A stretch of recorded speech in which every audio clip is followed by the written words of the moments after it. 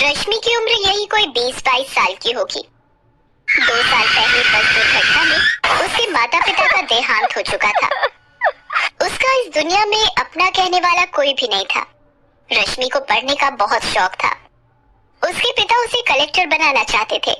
उन्होंने रश्मि की पढ़ाई में कोई कसर नहीं छोड़ी, मगर उनकी अचानक हुई मौत से जैसे रश्मि के सारे सपने बिखरने लगे। घर में जो कुछ भी जमा पूंजी बची थी, उससे रश्मि ने किसी तरह अपने कॉलेज की पढ़ाई पूरी की। उसके मन में अभी भी कलेक्टर बनने का सपना फल फूल रहा था, मगर पैसे की समस्या मुंह बाए खड़ी थी। पर रश्मि ने भी हार नहीं मानी।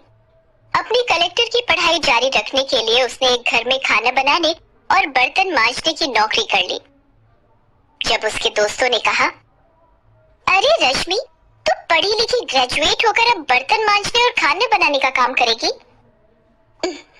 कोई भी काम छोटा या बड़ा नहीं होता, और फिर ये काम मैं अपना जीवन गुजारने के लिए नहीं, बल्कि अपने सपने को पूरा करने के लिए कर रही हूँ।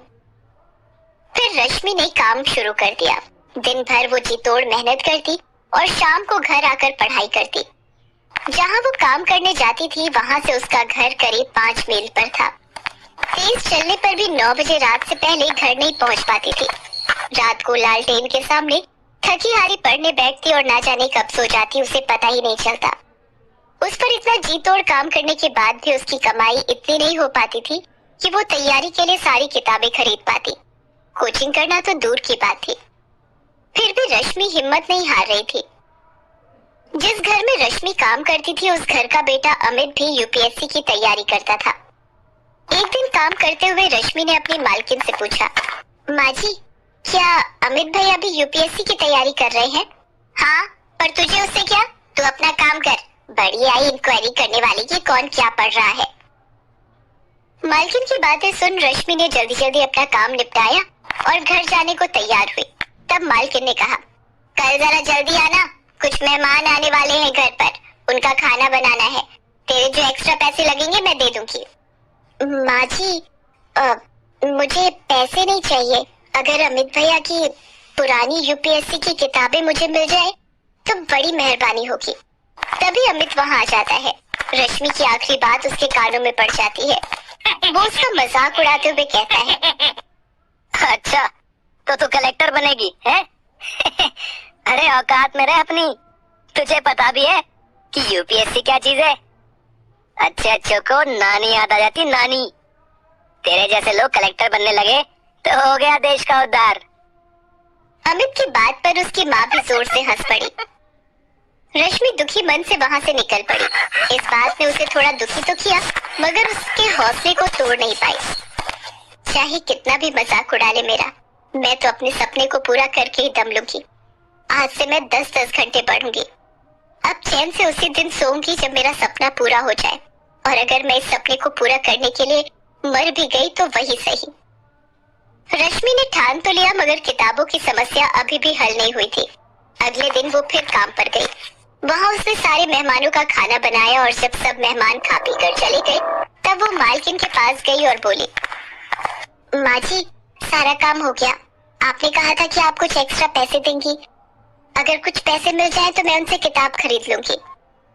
मालकिन का सारा काम तो हो गया था, इसलिए उसके मन में कुटिलता पनप गई। उसने कहा, अरे तुझे किताबें ही चाहिए ना, तू अमित की किताबें लेती जा और उन्हें पढ़कर वापस कर देना। रश्मि को यही तो चाहिए था। उसने तुरंत हामी भर दी।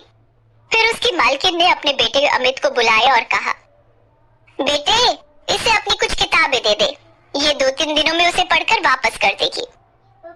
माँ के कहने पर अमित ने अपनी कुछ किताबें लाकर रश्मि को दे दी। इसके बाद तो जैसे ये सिलसिला ही चल पड़ा। मालकिन रश्मि से मनचाहे काम करवाती और बदले में उसे कुछ किताबें पढ़ने को मिल जाया करती थी। मालकिन को इसमें अपना फायदा नजर आता था। उधर किताबें मिलने से रश्मि में एक नया जोश भर गया। अब वो दुगने उत्साह से अपनी तैयारी करने लगी। अमित की वो किताबें जो अलमारी में रखी धूल खा रही थी, उनके भी भाग्य जाग गए। एक दिन मालकिन ने काम करती हुई रश्मि से पूछा, क्यों रश्मि, तेरी पढ़ाई कैसी चल रही है? अब तो तुझे किताबें भी मिल रही हैं।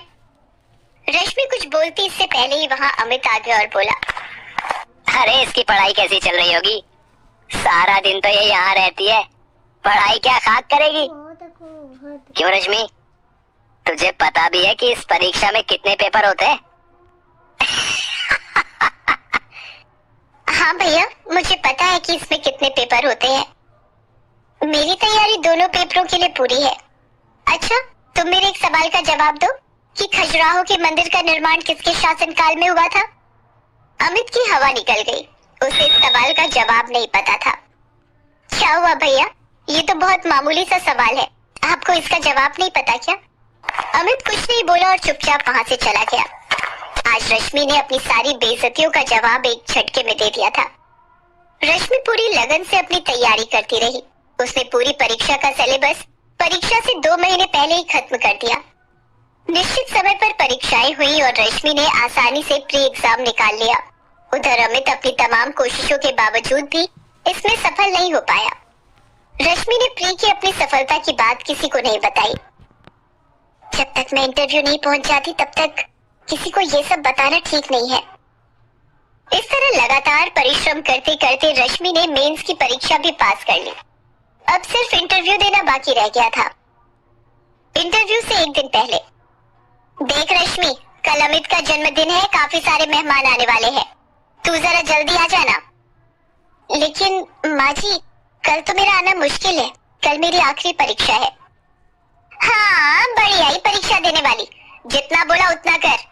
अगर कल तू नहीं आई तो फिर तुझे दोबारा यहाँ घुसने नहीं दूंगी। रश्मि ने मालकिन की बात नहीं मानी और निश्चित समय पर इंटरव्यू देने गई। मालकिन ने उसी दिन दूसरी नौकरानी रख ली। आने दो उस नवाबजादी को पगार मांगने, ऐसी खरी खोटी सुनाऊंगी कि जिंदगी भर याद रखेगी। मगर रश्मि उस दिन के बाद फिर कभी उस घर में नहीं गई। ईश्वर ने उसके भाग्य में कुछ और ही लिख रखा था। इधर मालकिन उसे खरी खोटी सुनाने का इंतजार करती रही, उधर यूपीएससी की परीक्षा का परिणाम आ गया। रश्मि ने 67वें रैंक के साथ न सिर्फ ये परीक्षा पास की थी बल्कि टॉप 100 में भी आई थी। शहर के सारे अखबार उसकी कामयाबी के किस्सों से भरे थे। अमित और उसकी माँ ने जब अखबार के पहले पन्ने पर रश्मि का नाम और उसकी प्रशंसा देखी तो उनके मुंह खुले के खुले रह गए। कल तक उनके घर में काम करने वाली ने आज अपने मेहनत के दम पर वो मुकाम हासिल किया था कि अमित और उसकी माँ जैसे लोग उसके आसपास भी नहीं फटक सकते थे। उधर रश्मि आज बहुत खुश थी। आज उसकी सफलता ने न सिर्फ उसका और उसके पिता का सपना पूरा किया था बल्कि अमित और उसकी माँ जैसे लोगों के मुंह पर ताले भी लगा दिए थे, जो किसी की हैसियत देखकर उनके दिमाग का अंदाजा लगाते हैं।